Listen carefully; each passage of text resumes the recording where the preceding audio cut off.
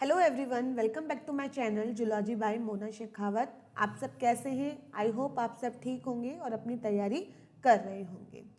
आज के इस वीडियो में मैं आपको आरपीएससी फर्स्ट ग्रेड और बाकी सभी एग्ज़ाम जैसे नीट है, पीजीटी बायोलॉजी है, उन सब एग्ज़ाम के लिए इम्पॉर्टेंट एक टॉपिक है, उसको मैं पढ़ाने जा रही हूँ आज। उसमें मैंने एनसीईआरटी के चैप्टर एनसीईआरटी में चैप्टर, अगर मैं बात करूँ क्लास 11th के चैप्टर सेकंड की जितनी भी बातें हैं और कुछ एक्स्ट्रा जो भी इंफॉर्मेशन जहाँ से क्वेश्चन पूछने की चांसेस ज़्यादा होते हैं उनको मैंने इसके अंदर इंक्लूड किया है।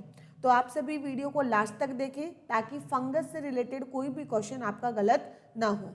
आरपीएससी फर्स्ट ग्रेड के लिए तो ये इंपॉर्टेंट है ही साथ सेकंड ग्रेड के अंदर भी फंगस का टॉपिक लगता है जो कि आपके लिए इम्पॉर्टेंट साबित होगा। तो वीडियो को लास्ट तक जरूर देखें, अपने सभी फ्रेंड्स से इसे शेयर करें और कमेंट सेक्शन में मुझे बताएं कि आपको ये जो टॉपिक है वो कैसा लगा और नेक्स्ट आप कौन सा टॉपिक पढ़ना चाहते हैं। मैं उसी हिसाब से आगे की वीडियो बना दूंगी। तो चलिए स्टार्ट करते हैं आज का टॉपिक। सबसे पहले अगर मैं बात करूं इसकी, हम इंट्रोडक्शन की बात करते हैं। इंट्रोडक्शन में हम देखते हैं मतलब हम जानेंगे इंट्रोडक्शन में कि ये फंगस है क्या। तो सबसे पहले अगर मैं बात करूं तो हमने पहले भी पढ़ रखा है कि हमने पढ़ा था 5 किंगडम क्लासिफिकेशन, जो कि हमें किसने दिया था? 5 किंगडम क्लासिफिकेशन जो कि हमें दिया था R.H. विट्टेकर ने। ठीक है, पंच जगत प्रणाली की अगर मैं बात करूं तो वो हमें दी थी विट्टेकर ने। उन्होंने हमें 5 जगत बताए थे। मैं हिंदी में समझा रही हूँ, मोस्ट यहाँ पे लिखा हुआ इंग्लिश में है, लेकिन मैं हिंदी में आपको ज़्यादा ये समझाने की कोशिश करूँगी।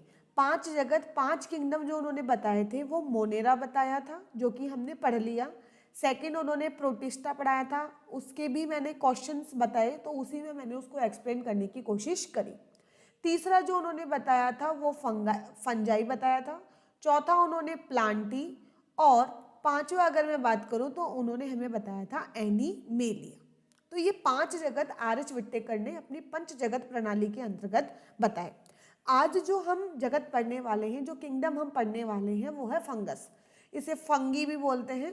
हाँ, मैं फंगस बोलूँगी तो आपको इसके अंदर ये हमें पढ़ना है। सबसे पहले अगर मैं बात करूं कि स्टडी ऑफ फंगस को हम बोलते क्या हैं, तो अगर मैं बात करूं फंगस की स्टडी को हम बोलते हैं माइकोलॉजी। आपको इसका ध्यान में रखना है कि स्टडी ऑफ फंगस क्या कहलाएगा? माइकोलॉजी। सबकी स्टडी, सबके फादर, ये आपको याद रखने पड़ेंगे क्योंकि बहुत से एग्जाम में ये पूछे जाते हैं और आरपीएससी की तो ये खासकर है कि वहाँ पर ऐसे क्वेश्चन ज़्यादा आपसे पूछे जाते हैं।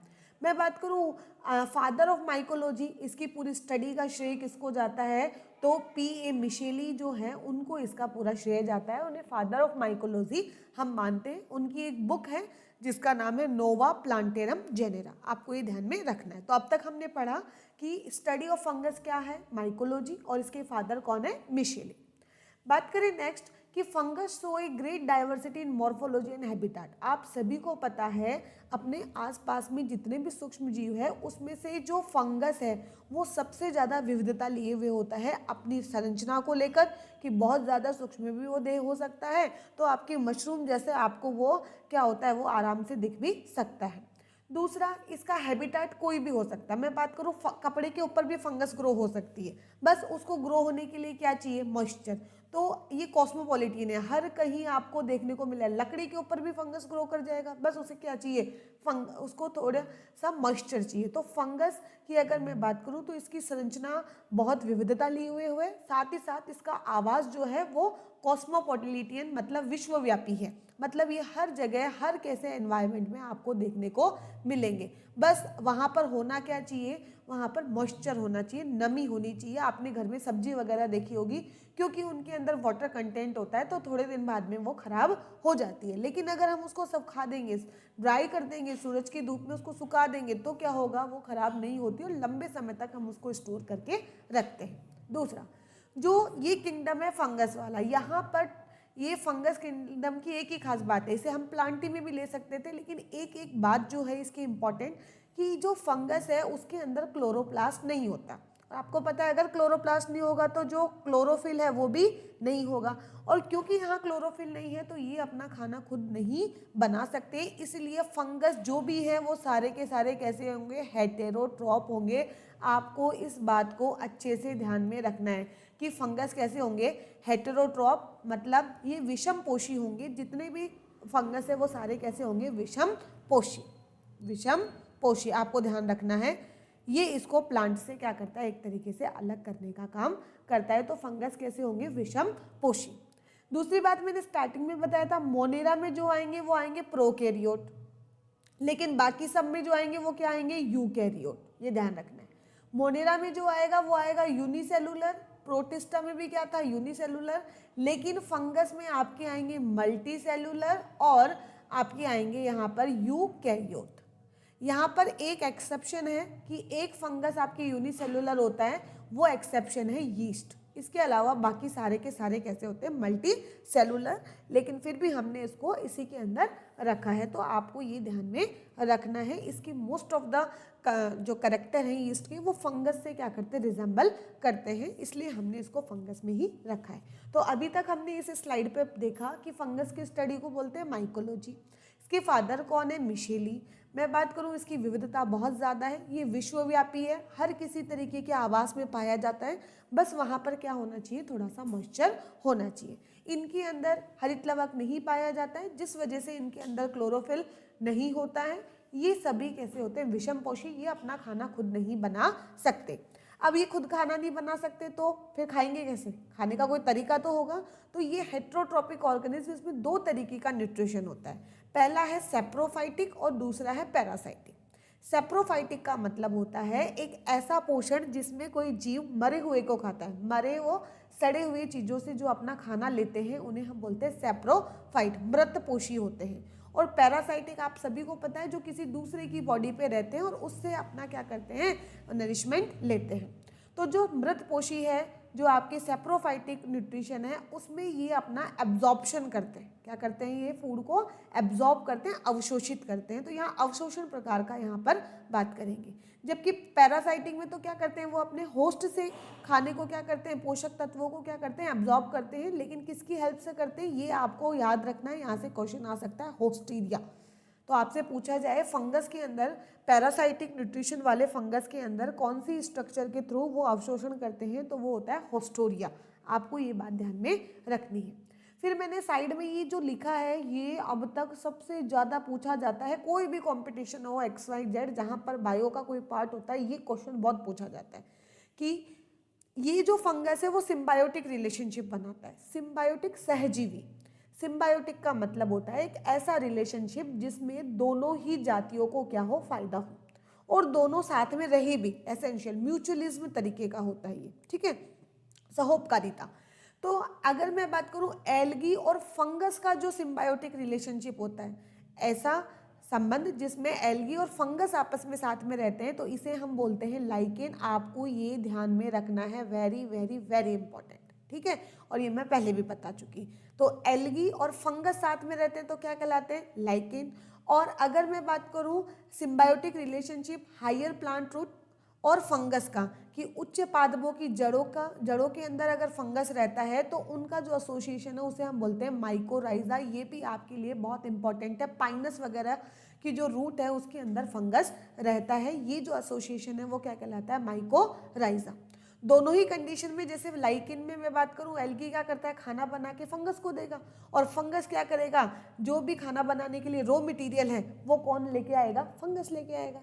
इसी तरीके से इसके अंदर खाना बना के उसको रहने के लिए जगह कौन देगा, हायर प्लांट रूट, और फंगस क्या करेगा, उसको जो भी ज़रूरी पोषक तत्व है वो उसको उपलब्ध कराएगा। तो ये बातें आपको ध्यान में रखनी है कि शैवाल और कवक का सहजीवी संबंध क्या कहलाता है, लाइकेन कहलाता है, और उच्च पादपों की जड़ों और कवकों का जो सहजीवी संबंध है वो क्या कहलाता है, माइकोराइजा। इस वाले पूरे की पूरी स्लाइड से बहुत सारे क्वेश्चन पुट अप होते हैं, आपको इन सब का ध्यान में रखना है। बात करते हैं आगे की इसके कमेंट्स की, आगे क्या है। तो हमने मेन कमेंट तो अभी तक क्या देखे, हमने इसके मेन कमेंट देखे कि जो हमने मेन कमेंट देखे कि जो पर्टिकुलरली, एक मिनट, कि जो फंगस होते हैं वो यूनिसेलुलर और मल्टीसेलुलर। यूनिसेलुलर सिर्फ एक ही है जो कि यीस्ट है, सारे के सारे यूकैरियोटिक होते हैं। नेक्स्ट हमने बताया ये बहुत ज़्यादा डाइवर्स होते हैं, कहीं पर भी ये हमें देखने को मिलेंगे, बस वहाँ पर क्या होना चाहिए, मॉइस्चर। फिर मैंने कहा इनमें क्लोरोप्लास्ट नहीं होता, इसलिए ये विषमपोषी प्रकार के होते हैं। नेक्स्ट, इनकी जो सेल वॉल है वो काइटिन से मिलकर बनी होती है। ये इंपॉर्टेंट है, ये बहुत बार पूछा जाता है, आपको इसको ध्यान में रखना है। मैंने स्टार लगा रखा है कि सेल वॉल, इसकी कोशिका भित्ति किससे मिलकर बनी होती है, काइटिन से मिलकर बनी होती है। काइटिन एक नाइट्रोजन युक्त पॉलीसेकेराइड होता है। दूसरा, ये अपना खाना किस फॉर्म में संचित रखते हैं, तो यहाँ देखो, अगर मैं बात करूँ पादपों की, तो वहाँ जो संचित पदार्थ होता है, संचित भोजन होता है, वो होता है स्टार्च। स्टोर फूड होता है वो क्या होता है वहाँ पे, स्टार्च। लेकिन यहाँ स्टोर फूड क्या होता है, ग्लाइकोजन और ऑयल। ये भी पूछा जाता है, आपको ध्यान में रखना है, सभी चीज़ें मैं आपके लिए इंपॉर्टेंट लाई। नेक्स्ट, फंगस की जो बॉडी है वो बहुत सारे धागे जैसी स्ट्रक्चर से मिलकर बनी होती है, जिन्हें हम क्या बोलते हैं, हाइफी। अगर मैं आपको डायग्राम के थ्रू बताना चाहूँ तो ऐसी आपको वहाँ पे स्ट्रक्चर्स ऐसे खूब सारी ये देखने को मिलती है, जो कि टिप पे जाके थोड़ी फूल जाती है। तो ये जो फिलामेंटस स्ट्रक्चर्स हैं, इन्हें ही हम क्या बोलते हैं, हाइफी। इन्हें क्या बोलते हैं, हाइफी। और इन हाइफी का जब पूरा एक जाल बन जाता है, एक पूरा का पूरा नेटवर्क बन जाता है, तो इन हाइफी को मिलाकर हम क्या बोलते हैं, माइसीलियम। तो फंगस की जो पूरी बॉडी है वो क्या है, माइसीलियम। और माइसीलियम किसका जाल होता है, हाइफी का। तो फंगस बहुत सारी धागे जैसी स्ट्रक्चर से मिलकर बना होता है, जिन्हें हम क्या बोलते हैं, हाइफी। और हाइफी को कलेक्टिवली, उनके जाल को हम क्या बोलते हैं, माइसीलियम। आपको ध्यान में रखना है। आई थिंक आपको समझ में आ रहा होगा। नेक्स्ट देखो, फंगस के अंदर जो अलैंगिक जनन है, एसेक्सुअल रिप्रोडक्शन है, वो अलग अलग तरीके के स्पोर्स के थ्रू होता है। ठीक है, अलग अलग स्पोर्स से होता है। स्पोर्स दो तरीके के होते हैं, एक होता है स्पोरेंजियोस्पोर और एक होता है कॉनिडिया। आपको ध्यान में रखना है, जैसे गैमीट नहीं होते क्या, वैसे स्पोर्स है, लेकिन ये एसेक्सुअल रिप्रोडक्शन में यूजफुल होते हैं। स्पोरेंजियोफोर और कॉनिडिया में मैडम क्या डिफरेंस आ गया, तो बस इनकी उत्पत्ति कैसी हुई यही अलग है कि स्पोरेंजियोफोर अंदर की साइड बनते हैं, जैसे इसके अंदर की साइड बनेंगे। ठीक है, अगर कोई अंदर की तरफ बन रहे हैं तो उसे हम क्या बोलेंगे, स्पोरेंजियोफॉर्म। लेकिन जैसे एल्बुगो वगैरह में क्या होता है, बाहर की तरफ स्पोर बनते हैं, ऐसे एक के ऊपर एक के ऊपर एक के ऊपर एक के ऊपर एक। तो ये चीज़ तो क्या है, जो बाहर की तरफ बनता है वो तो है कॉनिडिया, और जो अंदर की तरफ बनता है वो क्या है, स्पोरेंजियोस्पोर। ठीक है, तो आपको ये ध्यान में रखना है। स्पोरेंजियोस्पोर भी दो तरीके के होते हैं, कि ये जो स्पोरेंजियो है ये दो तरीके के। अगर ये मोटाइल है तो इन्हें बोलेंगे जू स्पोर, और अगर ये नॉन मोटाइल है, ये चल नहीं सकते हैं, इनमें गमन नहीं हो सकता, तो इसे बोलते हैं एप्लेनोस्पोर। आपको ये सभी बातें याद होनी चाहिए, आपको इनके मतलब समझ में आनी चाहिए कि ये है क्या, तो आपके लिए फंगस इजी होगा। अदरवाइज आपको इसके अंदर बहुत ज़्यादा दिक्कत आने वाली है, और बार बार रिवीजन इसका मस्ट है, रिवीजन करना बहुत ज़रूरी है, ये आप रिवीजन करो। तो स्पोर्स दो तरीके के, स्पोरेंजियोस्पोर और दूसरा है कॉनिडिया। स्पोरेंजियोस्पोर कैसे बनते हैं, अंतर्जात एंडोजीनसली बनते हैं, अंदर की तरफ बनते हैं। कॉनिडिया बाहर की तरफ बनते हैं। एंडोजीनस में दो तरीके के स्पोरेंजियोफॉर्म, अगर उसके ऊपर फ्लैजिला है और अगर वो चल फिर सकते हैं तो उन्हें बोलते हैं जूस्पोर, और अगर उन पे फ्लैजिला नहीं है, वो नहीं चल फिर सकते, तो उन्हें बोलते हैं एप्लेनोस्पोर। ये आपको ध्यान में रखना है। नेक्स्ट स्लाइड पे चलते हैं अपन। नेक्स्ट स्लाइड ये अभी हमने पढ़ा कि इसमें एसेक्सुअल रिप्रोडक्शन कैसे होता है। तो एसेक्सुअल रिप्रोडक्शन मैंने बोल दिया, क्या तो वह होंगे स्पोरेंजियोफोर के द्वारा, या फिर वो किसके थ्रू होगा, कॉनिडिया के थ्रू होगा। अब हम बात करते हैं इसके अंदर नेक्स्ट कि सेक्सुअल रिप्रोडक्शन। तो अगर मैं बात करूँ सेक्सुअल रिप्रोडक्शन की, तो ये 3 स्टेप में पूरा होगा। कितने स्टेप में, 3। ये 3 स्टेप कौन कौन सी होती है, पहली होती है प्लाज्मोगेमी, फिर होता है कैरियोगेमी, और फिर होता है मियोसिस। आपको ये सीक्वेंस याद में होनी चाहिए। प्लाज्मोगेमी में प्लाज्मा मिल जाएगा, मतलब यहाँ पर दो मोटाइल या नॉन मोटाइल सेक्स सेल, जो कि हमने पहले बात की स्पोर्स, वो आपस में एक दूसरे से फ्यूज करेगी, लेकिन उनका न्यूक्लियस फ्यूज नहीं करेगा। मतलब कुछ ऐसा कि ये दो स्पोर्स थे, ये आपस में क्या हो गए, फ्यूज हो गए, लेकिन इनका न्यूक्लियस एन और एन कंडीशन है। मतलब न्यूक्लियस का संलयन नहीं हुआ, सिर्फ उन कोशिकाओं का संलयन हो गया, उनके प्रोटोप्लाज्म का संलयन हो गया, उसे क्या बोलते हैं, प्लाज्मोगेमी।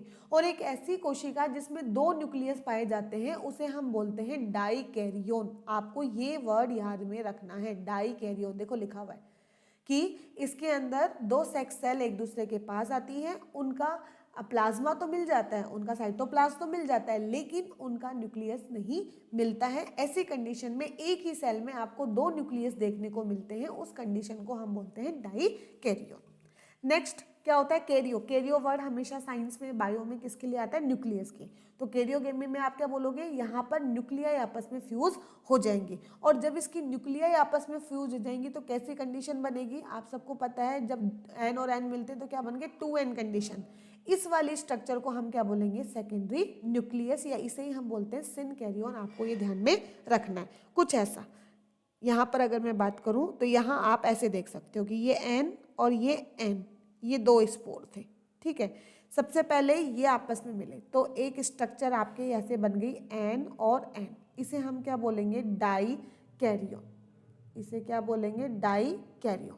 उसके बाद में क्या होगा, कैरियोगेमी। कैरियोगेमी में क्या होगा, ये दोनों आपस में मिल गए तो इसे हम क्या बोलेंगे, सिनकैरियोन। और अब जब 2n हो गया तो इसमें क्या होगा, मियोसिस डिवीजन, अर्धसूत्री विभाजन, और जिससे कि क्या बनेगा, हैप्लॉइड सेल्स बन के तैयार हो जाएंगी। तो सेक्सुअल रिप्रोडक्शन 3 स्टेप में होता है।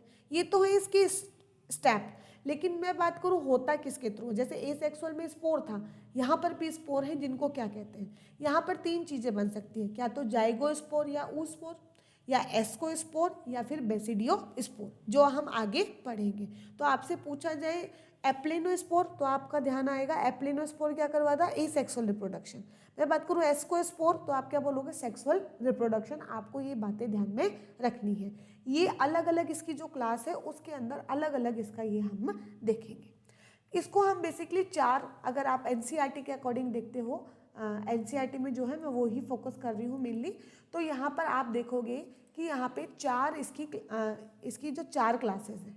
पहली है फाइकोमाइसिटीज, सेकंड है एस्कोमाइसिटीज, फिर है आपके बेसिडियोमाइसिटीज, और फिर है आपकी ड्यूटेरोमाइसिटीज। आपको ये ध्यान में रखना है।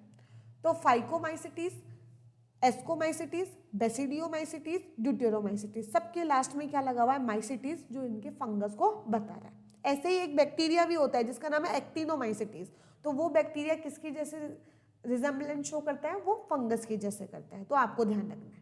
पहला जो आरपीएससी में क्वेश्चन बनता है, ये जो मैंने इनके कॉमन नेम लिखा है, ये मैच द फॉलोइंग करके क्वेश्चन आ जाता है। चाहे केवी हो, चाहे कोई भी बड़ा एग्जाम हो, 2nd ग्रेड 3rd ग्रेड, इनमें ऐसा क्वेश्चन आ जाता है। 3rd ग्रेड में मे भी नहीं आया ऐसा क्वेश्चन, लेकिन 2nd और 1st में ऐसा आता है।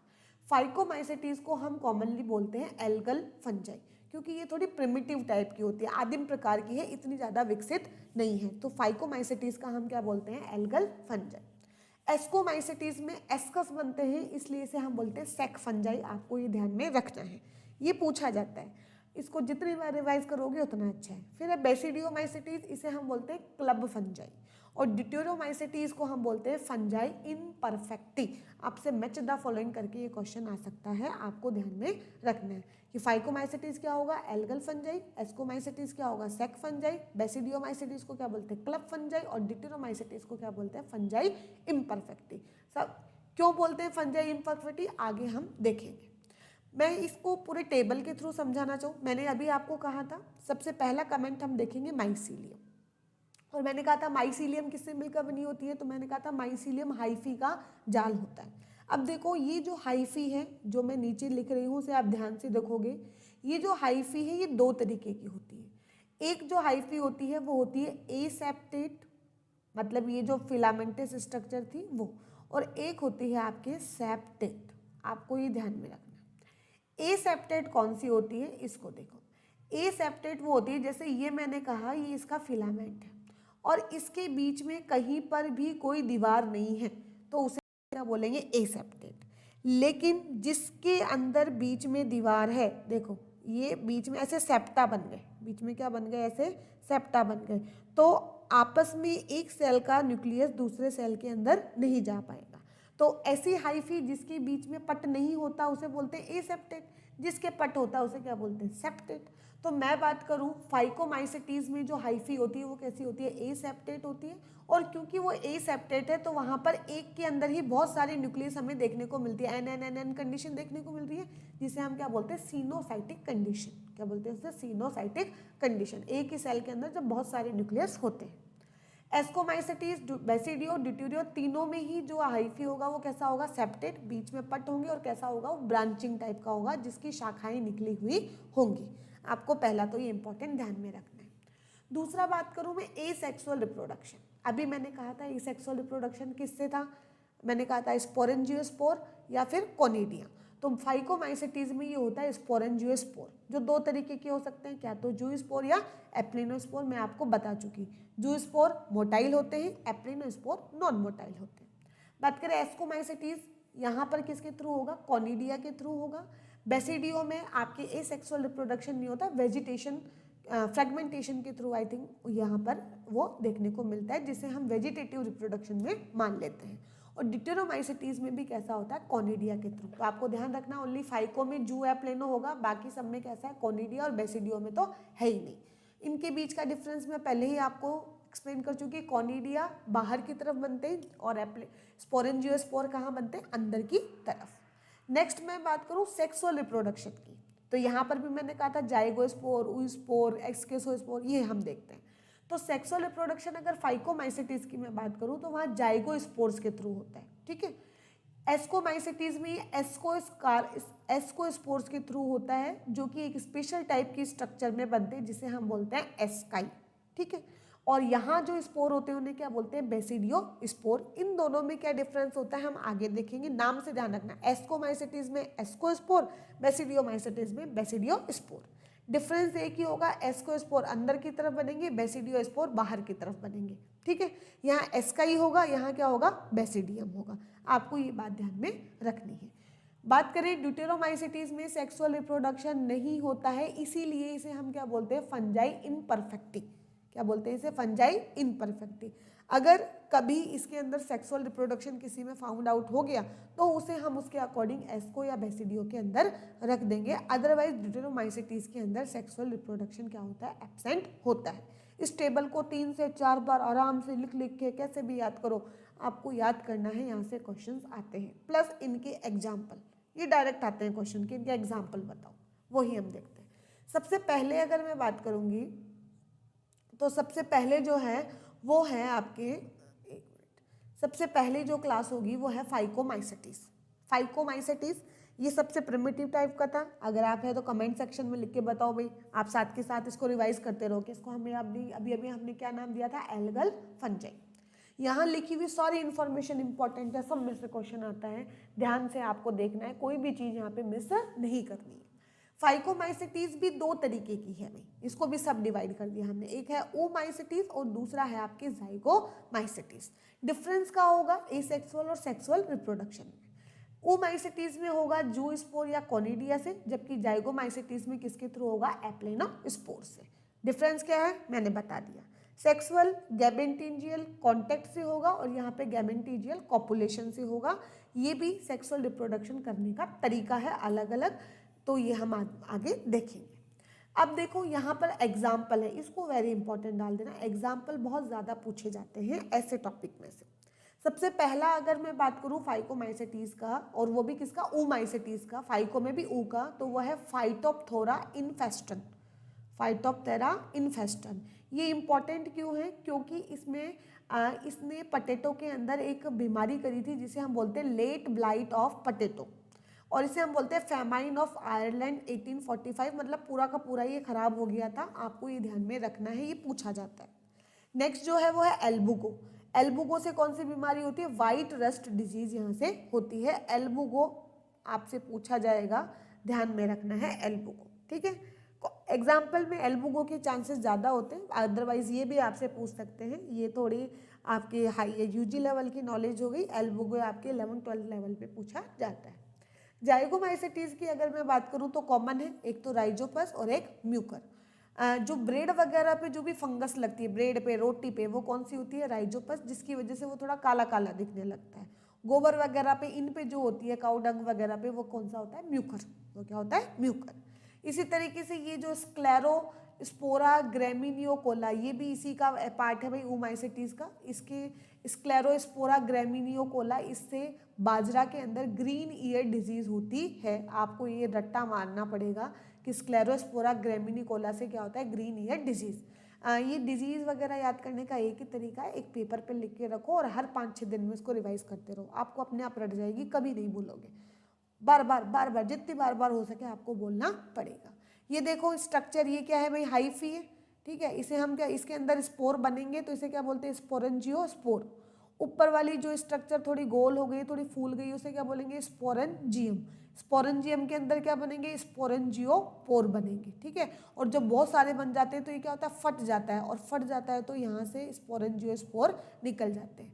मैंने पहले बता दिया स्पोरेंजियोस्पोर कितने तरीके के होते हैं, 2 तरीके के। पहला कौन सा होता है, जू स्पोर, और दूसरा कौन सा तरीका, दूसरे कौन से होते हैं, एप्लेनोस्पोर, ठीक है। एक होता है मोटाइल और एक होता है नॉन मोटाइल। जू से ध्यान रखना भाई, एनिमल मूव करते हैं तो जू स्पोर भी क्या करेंगे, मूव करेंगे। याद करने के बहुत तरीके होते हैं, आपको वो थोड़े से ट्रिक वाइज करने हैं, ऐसे ट्रिक्स नहीं बनानी है आपको, नाम से ही ऐसे कर लेना है कि हाँ ऐसा हो जाए, नहीं तो ट्रिक को याद करने के लिए भी ट्रिक बनानी आपको पड़ेगी।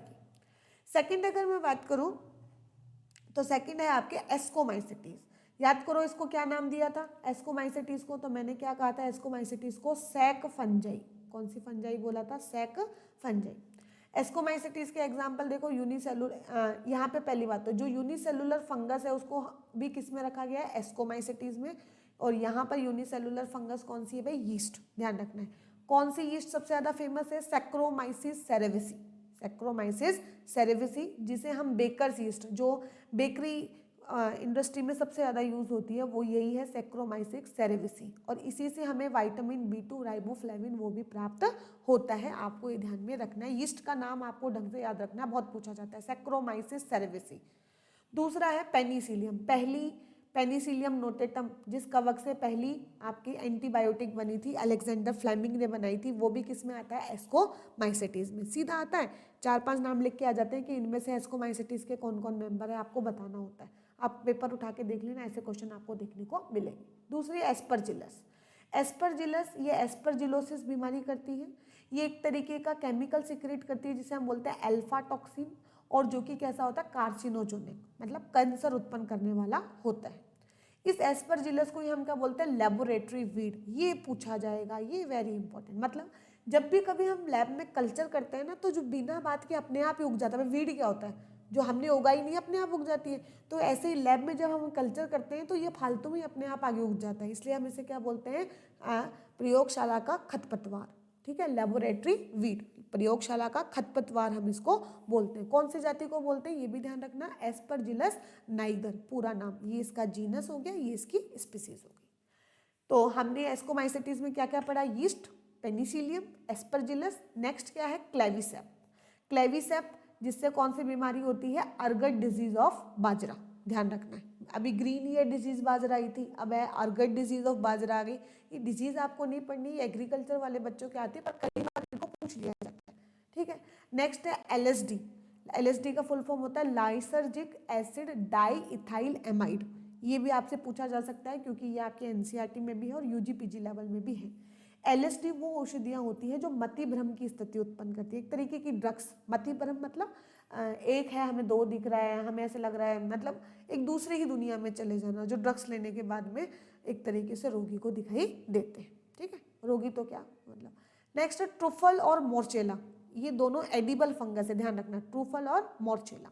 नेक्स्ट है न्यूरोस्पोरा, ये भी बहुत पूछा जाता है, इसे हम बोलते हैं ड्रोसोफिला ऑफ प्लांट किंगडम। मतलब जिस तरीके से हम जूलॉजी के अंदर अगर एनिमल में अगर मुझे जेनेटिक्स की स्टडी करनी है तो हम कौन सी मक्खी को पकड़ लेते हैं, ड्रोसोफिला। वैसे प्लांट के जो भी जेनेटिक्स के एक्सपेरिमेंट होते हैं वो किस पे होते हैं, न्यूरोस्पोरा, इसलिए हम इसे क्या बोलते हैं, ड्रोसोफिला ऑफ प्लांट किंगडम, आपको ये याद रखना है। नेक्स्ट है अर्सिफी, जो कि पाउडरी मिल्ड्यू डिजीज यहाँ पर कॉज करता है। आपको Aspergillus, Penicillium, yeast, Morchella, ट्रुफल, Neurospora, इन पर आपको बहुत ज़्यादा प्रेशराइज करके इनको ध्यान में रखना है, ठीक है। सबसे पहली एंटीबायोटिक जिससे मिली वो कौन से फंगस है, एस्कोमाइसिटीज है। एस्कोमाइसिटीज फंगस का नाम क्या है, सैक फंजाई। अगर मैं पूछूं एस्कोमाइसिटीज फंगस के अंदर रिप्रोडक्शन कैसे हुआ था, तो याद करो रिप्रोडक्शन कैसे हुआ था। देखो एस्कोमाइसिटीज में एसेक्सुअल हुआ था कोनिडिया के थ्रू, और सेक्सुअल कैसा हुआ था, एस्कोस्पोर के थ्रू यहाँ पर हुआ था, जो कि हमने देखा। अब हम बार बार बोल रहे हैं, जैसे मैंने कहा एस्कोमाइसिटीज में तो एस्कस है, बेसिडियोमाइसिटीज में बेसिडियम है, तो इनमें क्या डिफरेंस है। देखो ये आप डायग्राम देख लो, आपको सबको समझ में आ जाएगा। आप यहाँ देख रहे हो ये फर्स्ट, ये एस्कोमाइसिटीज है, एस्कोमाइसिटीज की हाइफी है। इसके अंदर क्या होगा, एक ब्रांच, मैंने कहा था ना कि सेप्टेट कैसे होती है भाई, इसका ये सेप्टेट होते हैं और ब्रांच, तो ये देखो ब्रांचिंग निकली हुई है और ये जो स्ट्रक्चर ऐसे निकली हुई दिखाई दे रही है इसे हम क्या बोलते हैं, एस्कस। क्या बोलते हैं, एस्कस।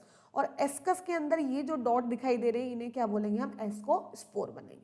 अब आप बताओ ये अंदर बन रहे हैं बाहर बन रहे हैं, आप बोलोगे मैडम ये अंदर बन रहे हैं, तो सीधी सी बात है एस्कस एस्कोमाइसिटीज में बनते हैं, एस्कोस्पोर बनाते हैं और ये एंडोजीनस होते हैं। देख लो, इट इज मियोस्पोर्स, मतलब मियोसिस होके आगे स्पोर बनाएंगे, फॉर्मिंग स्ट्रक्चर ऑफ एस्कोमाइसिटीज।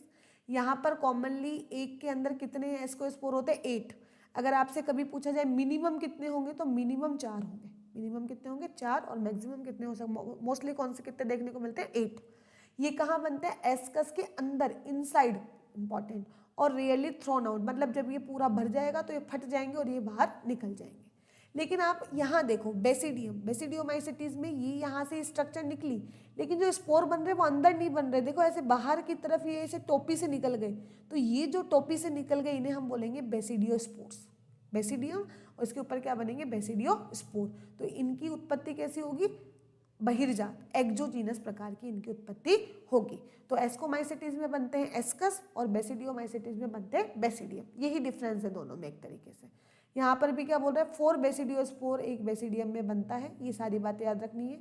ये बेसिडियम के टिप पे बनता है और ये ड्रॉपलेट मेथड के थ्रू, मतलब एक एक करके यहाँ से क्या होता है, हटता चला जाएगा और ये बाहर निकल जाएगा, इस मेथड से ये अलग हो जाते हैं। नेक्स्ट हम बात करते हैं बेसिडियोमाइसिटीज से कुछ और भी इंपॉर्टेंट बातें हैं जहाँ से क्वेश्चंस पूछे जाते हैं, हम उनकी बात करते हैं। देखो, पहली बात, बेसिडियोमाइसिटीज के अंदर जो पहली बात, तो बेसिडियोमाइसिटीज को बोलते क्या हैं हम, तो मैंने क्या कहा था, इसको हम बोलते हैं क्लब फंजाई। क्या बोलते हैं इसको, क्लब फंजाई। दूसरा, यहाँ जो सेप्टा है वो स्पेशल टाइप के होते हैं और इन सेप्टा को हम बोलते हैं डोलीपोर सेप्टा। क्या बोलते हैं इसे, डोलीपोर सेप्टा। आप देखो, ये मान लिया ये हाइफी है, ये और ये बीच में सेप्टा है, तो इन दो सेप्टा के बीच में छेद मिलेगा, गैप होगा, इस गैप को ही हम क्या बोलते हैं, क्योंकि यहाँ गैप है इसलिए हम इसे क्या बोलते हैं, डोलीपोर सेप्टा। इस गैप के दोनों तरफ ये जो बाउंड्री है, इस बाउंड्री को हम बोलते हैं वो पेरेंटोसोम।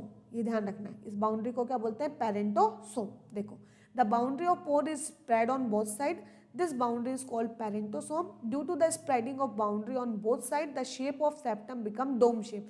क्योंकि ये फूल जाता है तो ये डोम शेप जैसा दिखाई देता है, इसीलिए इसका नाम क्या रख दिया हम, क्योंकि इसकी डोम शेप है इसलिए हमने क्या रखा है, डोलीपोर सेप्टम। पूछा जाएगा डोलीपोर सेप्टम किस फंगस की खास बात है, आपको सीधा ध्यान रखना है बेसिडियोमाइसिटीज की। ठीक है, बात करें नेक्स्ट है, ये भी इस बार जैसे आरपीएस में पूछा गया था क्लैंप कनेक्शन का, और मुझे याद आ रहा है KVS में भी इसका क्वेश्चन आया था, क्लैंप कनेक्शन। सीधी सी बात है, क्लैंप कनेक्शन किस में देखने को मिलते हैं, तो आप इसको ये देखो, जैसे मान लिया ये है, ये क्या है इसकी, मैंने कहा था सेप्टेट हाइफी है, तो एक ऐसी हाइफी जिसमें ये आपस में कनेक्ट हो, जैसे ये इससे कनेक्ट हो रहा है, ये इससे कनेक्ट हो रहा है, ये इस आगे वाले से कनेक्ट हो रहा है, तो दो के बीच का जो कनेक्शन है जिसके थ्रू यहाँ का न्यूक्लियस इसके अंदर चला जाएगा वो क्या कहलाता है, क्लैंप कनेक्शन। ये डोलीपोर सेप्टा तो ऐसे होते हैं कि इसके थ्रू न्यूक्लियस नहीं जा सकता, ठीक है, यहाँ से साइटोप्लाज्म भी जा सकता है, न्यूक्लियस नहीं आ सकता, लेकिन क्लैंप कनेक्शन के थ्रू क्या होगा, ये अपने जो न्यूक्लियाई है उनको क्या कर देंगे, एक दूसरे में ट्रांसफर कर देंगे। ये पूछा जाता है, इंपॉर्टेंट है, सही है। It is a tubular relationship between two neighboring cells. With the help of this connection, the nucleus of one cell can migrate to the neighboring cell, due to which the other cell become dikaryotic. तो clamp connection एक ऐसा connection है जिससे एक का nucleus दूसरे के अंदर ट्रांसफर हो जाता है। और क्लैंप कनेक्शन कौन से फंगस का मेन कैरेक्टर है, बेसिडियोमाइसिटीज का पूछा जाता है, ये आपको आना चाहिए। नेक्स्ट हम बात करते हैं बेसिडियोमाइसिटीज के एग्जाम्पल। अगर यहाँ तक आप रेगुलर देख रहे हो तो 1 मिनट थोड़ा गैप लेके इसको पॉज करके एक बार पहले वाली चीज़ों को आप रिकॉल करो। क्या रिकॉल करो कि फाइकोमाइसिटीज के क्या एग्जाम्पल थे। तो फाइकोमाइसिटीज में 3 तो आपको याद ही रहने चाहिए, एल्बुगो, राइजोपस, म्यूकर। फिर स्टॉप हो, उसके बाद में आओ एस्कोमाइसिटीज। एस्कोमाइसिटीज में मैंने आपको क्या कहा, यीस्ट, उसके बाद में मैंने बोला पेनिसिलिन, न्यूरोस्पोरा, एस्परजिलस, क्लेविसेक्स, ये किसके एग्जाम्पल हो गए, एस्कोमाइसिटीज। अब आ रहा है बेसिडियोमाइसिटीज। बेसिडियोमाइसिटीज में जो फर्स्ट एग्जाम्पल होगा वो होगा पक्सीनिया। कौन सा होगा? पक्सीनिया, ठीक है, जिसकी वजह से कौन सी बीमारी होती है? रस्ट फंजाई इसे हम बोलते हैं, और ये रस्ट डिजीज करने का काम करता है, ठीक है। हेटेरोसीरस मतलब ये इसको दो परपोषी चाहिए होते हैं पक्सीनिया को, एक होता है गेहूं, दूसरा होता है बारबेरी। दूसरा ब्रैकेट फंजाई, पफ बॉल, ये सब किसके मेंबर है? बेसिडियोमाइसिटीज के। पफ बॉल का मेंबर कौन है? क्लेविटिया, जिससे एक ड्रग मिलती है क्लेविटिन, जो कि कैंसर का इलाज करने में कारगर हो सकती है। नेक्स्ट है मशरूम। मशरूम कैसे है भाई? एडिबल। अब देखो मशरूम में बहुत वैरायटी, पता नहीं कितनी तरीके की इसकी वैरायटी हमें देखने को मिलती है मशरूम। आपको दो बातें याद रखनी है। वो मशरूम जो खाने वाला होता है उसे बोलते हैं एगैरिकस, AGARICUS, थोड़ी स्पेलिंग का आप देख लेना, एगैरिकस। और अगर मैं बोलूँ जहरीला कौन सा है तो एमेंटिया, एमेंटिया वो मस्कैरिया, जिसे हम टोड स्टूल के नाम से भी, टोड स्टूल एक तरीके से एनसीईआरटी में लिखा हुआ है, जो भी आपके क्या होते हैं जहरीले किस्म के मशरूम होते हैं उन्हें हम क्या कहते हैं? Toadstool. तो आपको ये ध्यान में रखना है। खाने वाला कौन सा है? एगैरिकस। टोड स्टूल पॉइजनस है। फिर है स्मट फंजाई। स्मट फंजाई कौन सी होती है? अस्टिलेगो। फिर बर्ड नेस्ट फंजाई, इसमें ये दोनों नाम आ जाएंगे। तो आपको ये जो भी ब्रैकेट है, पफ है, स्मट है, बर्ड है, पक्सीनिया है, मशरूम है, मेन तो मशरूम का ध्यान में रखना है। ये सब किसके एग्जाम्पल है? बेसिडियोमाइसिटीज के। नेक्स्ट हम बात करते हैं लास्ट क्लास, जो कि है ड्यूटेरोमाइसिटीज। आपको पहले वही मैंने कहा था, नाम याद रखना है। कौन सी है बताओ? तो आप बोलोगे कि ड्यूटेरोमाइसिटीज कौन सी होती है? ड्यूटेरोमाइसिटीज को हम बोलते हैं फंजाई इम्परफेक्टी। फंजाई इम्परफेक्टी क्यों बोलते हैं? क्योंकि इसके अंदर सेक्सुअल रिप्रोडक्शन नहीं होता। आप इसको पढ़ सकते हैं, because perfect stage sexual reproduction is absent in this class. फिर दोज फंजाई आर इंक्लूडेड, इसके अंदर उन फंजाई को हम इंक्लूड करते हैं जिनके अंदर सेक्सुअल रिप्रोडक्शन नहीं होता है, या फिर उनके अंदर है तो सही लेकिन हमने डिस्कवर नहीं किया, ठीक है, हमें अभी तक नहीं पता चला। लेकिन अगर कभी भविष्य में उनके अंदर सेक्सुअल रिप्रोडक्शन का पता चल जाता है तो उनको उनकी राइट क्लास के अंदर हम भेज देंगे। मतलब यहाँ के मेंबर कहाँ भेज देंगे हम? क्या तो एस्को में या बेसिडियो में, ठीक है। कहाँ से भेज देंगे? ड्यूटेरो। तो आपको सीधी सी बात याद रखनी है, ड्यूटेरोमाइसिटीज को फंजाई इम्परफेक्टी इसलिए कहा जाता है क्योंकि इसके अंदर लैंगिक जनन नहीं होता है। लैंगिक जनन का अभी तक हमने इसके अंदर पता ही नहीं किया।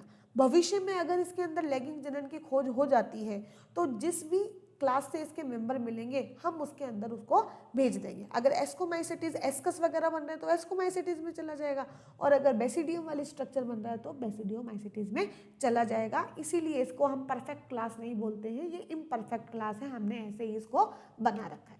इसके मेंबर देखो, इसके एग्जाम्पल देखो। इसके एग्जाम्पल क्या क्या है ध्यान से देखो। पहला है अल्टरनेरिया सोलेनिया, जिससे कि ये प्लांट के अंदर बीमारी करने वाले। अर्ली ब्लाइट ऑफ पटेटो होता है।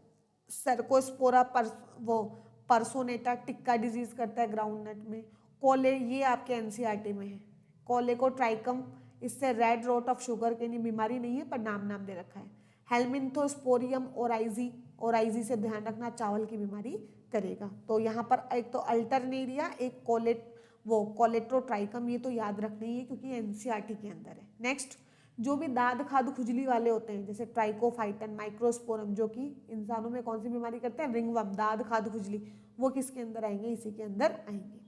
ट्राइकोफाइटन इंटरडिजिटेबल और टीनिया पिडिस, जिसकी एथलीट फुट डिजीज होती है ह्यूमन में। एथलीट फुट डिजीज का मतलब ये जो अपने पैर है ना, पैर की अंगुलियों के बीच में से खुजली चलने लग जाती है, वहाँ की स्किन फटने लगती है, वो बीमारी कौन सी? आपके एथलीट फुट डिजीज। तो ये दो दाद खाज खुजली वाले हैं, या फिर कोलेटोट्राइकम है, या अल्टरनेरिया है, ये सब किसके मेंबर है? आपके ड्यूटेरोमाइसिटीज। तो इस पूरे वीडियो में मैंने फंगस को बहुत ही अच्छे तरीके से समझाने की मेरी तरफ से पूरी कोशिश की है। अगर आपको अच्छे से समझ में आ रहे हैं कमेंट सेक्शन में ज़रूर लिखें और अपने बाकी फ्रेंड से भी इसे शेयर करें। अगर आपको ये वीडियो अच्छा लगा है तो मैं इसी के अकॉर्डिंग आपको कोई भी एक टॉपिक आपको जैसे समझा दूंगी। एक पूरे चैप्टर को एक साथ समझाना बड़ा मुश्किल होता है, लेकिन उसको पूरे पार्ट्स के अंदर हम उसको अच्छे से समझा सकते हैं।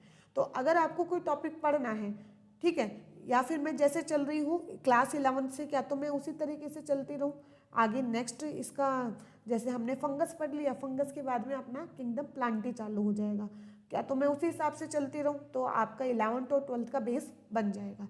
या फिर मैं MCQs लेके आऊँ, ये आपको बताना है, आपको मैसेज करके आपको कमेंट करके मुझे ये बताना है। और अपनी तैयारी को बनाए रखें। कोई भी आपकी डाउट हो तो आप मुझे कमेंट सेक्शन में पूछ सकते हैं। मेरा टेलीग्राम चैनल है जूलॉजी बाय मोना शेखावत, आप उसे ज्वाइन कर सकते हैं। वहाँ पे जो भी पॉसिबल नोट्स है मैं अपलोड करती हूँ, आप उसको डाउनलोड कर सकते हैं। आपके लिए जो भी सुटेबल है वो मैं करने की कोशिश करूँगी। Okay, bye everyone, thank you so much for watching.